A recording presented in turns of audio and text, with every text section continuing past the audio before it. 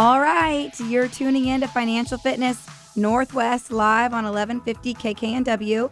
We provide our listeners with information from business professionals to bring solutions to your daily life and local charities to provide you with the opportunities to give back to your community as well. And today we're here with Kyle Deas. Kyle is the communications manager from Ronald McDonald House Charities of Western Washington and Alaska. He's an alumni of the University of Missouri's Graduate School of Journalism. And prior to joining the Ronald McDonald House, he worked as a freelance journalist, photographer, and human resource coordinator. Welcome, Kyle. Thank you. Thank you for having me on. Welcome, Kyle. We're excited you're here. We're so excited to have Ronald McDonald House in the house. Yeah. So, Kyle, what does Ronald McDonald House Charities, what do they do? Sure. So Ronald McDonald House, we provide basically housing and essential services to the families of children who are being treated for serious illnesses. So it was actually started in Philadelphia back in the 1970s by a Philadelphia Eagles player named Fred Hill.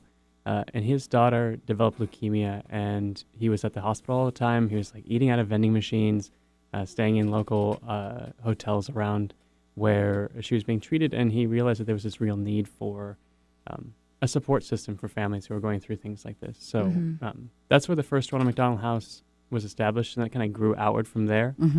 Today we have over 350 Ronald McDonald Houses across the globe, and the Ronald McDonald House in Seattle has been here since 1983. Wow. And where are you guys located? Sure. The house is basically adjacent to Seattle Children's Hospital, so it's in the lower neighborhood of Seattle. Yeah. Yeah, that sounds like a very, very good location. Yeah. Wow, that's awesome. Yeah. So you guys are going to be in Anchorage, or you are now? Is that open? We are, yeah. That's we've been working with a counterpart in Anchorage for a couple of years now, and we actually were super excited. In January, we just opened Alaska's first ever Ronald McDonald House and only Ronald McDonald House in Anchorage. Oh, wow. And so it's a little bit smaller. Our facility here in Seattle has 80 rooms, and so we really have a high capacity. It makes us one of the largest houses in the country. In Anchorage, we have 34 rooms, and it operates as like a piece of the Alaska Native Medical Center, which is a hospital that treats Alaska Native people. So between the two, we have about 114 room capacity. So that's how many families every night we are basically housing. Wow. Yeah. So how many employees do you have here in the Washington? Not as many as you might expect. I don't have a hard count, but I think there's only maybe about 25 employees here in Seattle and about 5 employees in Anchorage. Oh. And we also work with some counterparts up there at the hospital. But what's a little bit more impressive is how much of our work is volunteer-based. So That's what I was wondering. Yeah, you must have a lot of volunteers, over 500 volunteers every month visit the house. And some of them are on kind of regular shifts where they work at the front desk. They work at the Family Resource Center, which is where families can check out like movies or video games or things like that. They work, cleaning and keeping the place organized. And then we also have groups who come in. So we have like local corporate groups, churches, groups of friends or family who come in and cook meals for the families who are staying. They work groups kind of work in the gardens or keep the place clean. We have all kinds of opportunities for groups, and we thankfully have a very strong volunteer base here in Seattle.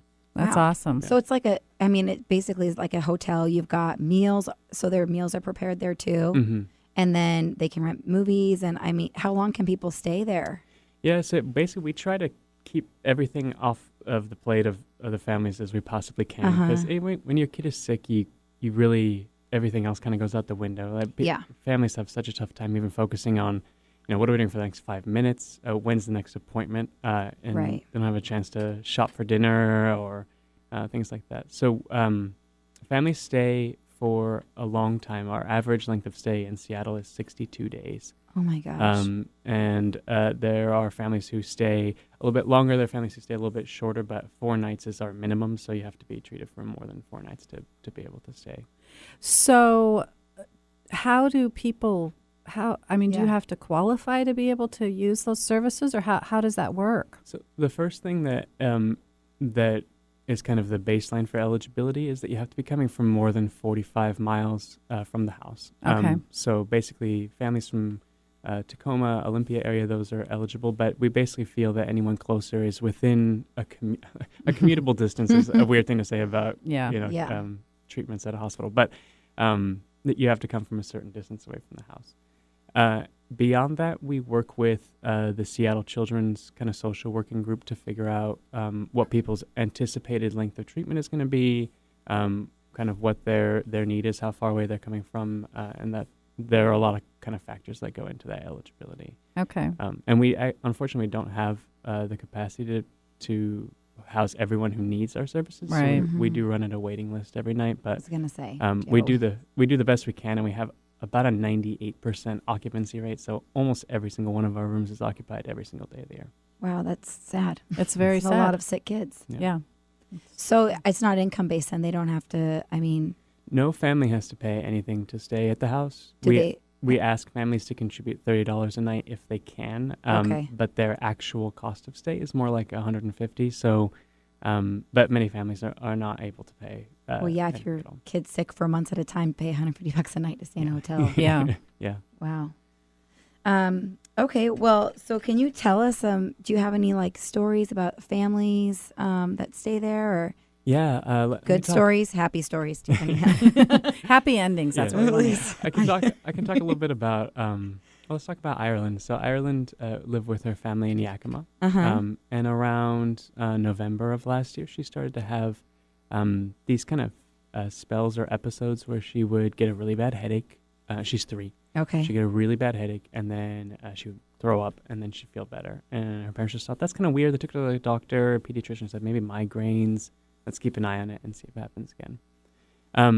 It kind of kept happening. It got worse and worse and worse until finally a couple days after Christmas, they went in and the doctor was like, okay, I'm sending you to Seattle Children's because I'm not sure what's happening here, but we have to figure this out.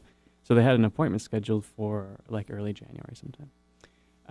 Over the New Year's holiday, she kind of got worse and worse, and she started to have problems walking, problems speaking. Her speech became slurred, and her parents just finally said, we can't do this.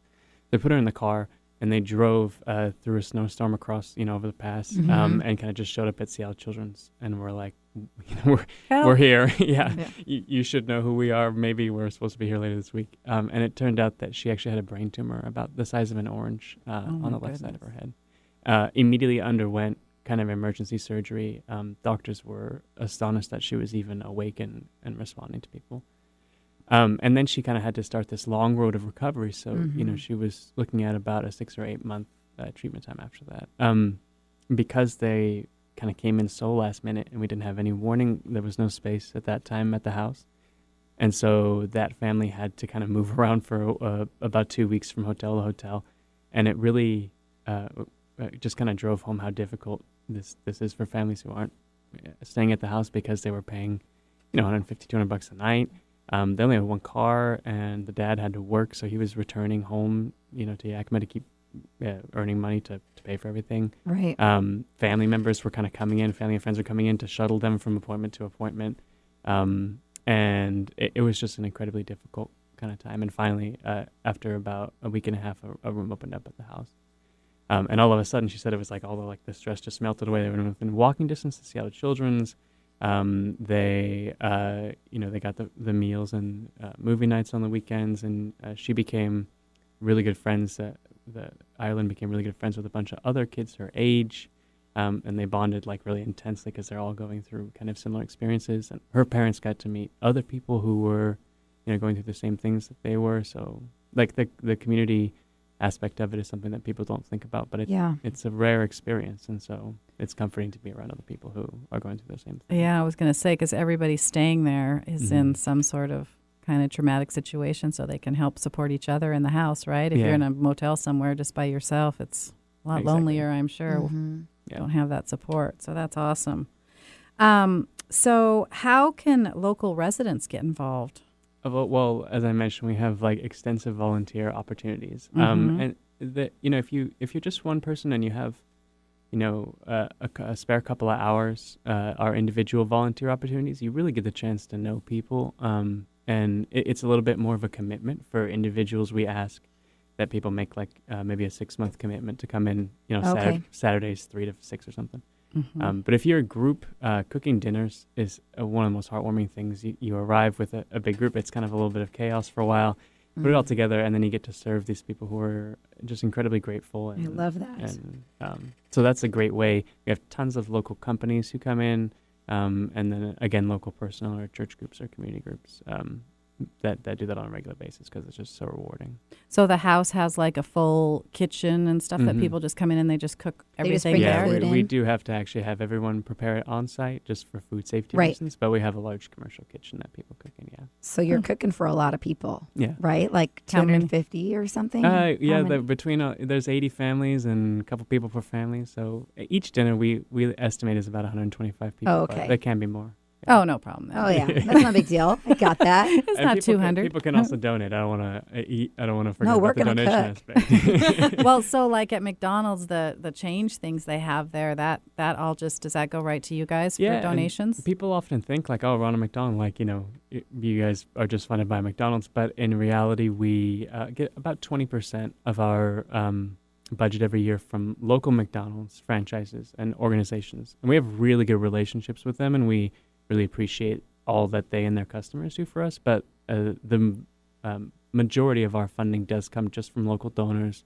local foundations, and local organizations. So we really rely on that kind of Seattle-based support for the majority of our funding. What about like, other than, money, do you guys need other things for donations? Or? Yes, we do indeed. And we maintain a wish list on our website where people Okay. can kind of go and see what our most needed things are. Every once in a while we'll have an unusual number of infants, and we'll need a ton of diapers, or Okay. we'll need toys for the upcoming Christmas season or things like that. Mhm. And then there's also the food. We just go through an incredible amount of food, and not only food for we don't just have groups come in and cook. The families also have a kitchen that they can use whenever they need to. So Right. if kid wakes up at 2 a.m. and they're hungry, there's food there available for them to prepare. So we have tons of local organizations organize food drives or donation drives or things like that. So there are a lot of ways that people can get involved on the donation side as well. And people come up with all kinds of creative ways. One family who stayed at the house puts on a softball tournament every year over, I forget exactly where they're located, but it's a big softball tournament. Teams come from all over the place to play, and all really? the proceeds are donated. That's That's awesome. so cool. I'm sure you probably get a lot of families that have had such an amazing experience there that, they're giving back to Yeah, Ronald McDonald House. And we hear from them a lot. Yeah. People who stayed here. Even I had a phone conversation the other day with someone who stayed here in 1987, Wow. and still just donates occasionally, and comes by the house to say hello. So. Oh, That's awesome. that's amazing. Do you guys do any, a lot of charities seem to have Oh, yeah. a couple major events a year, or a major event that they do to Yeah, we're actually coming up on our kind of flagship event, which is the annual gala. So we host a gala at the Sheraton downtown where we have an auction, and that's a really great way that provides a ton of funding for us every year. And then in the spring, we do a hockey challenge, which is a partnership with the Thunderbirds, and we kind of do this, like a bunch of local hockey teams come together and compete, and money's raised through those ticket sales.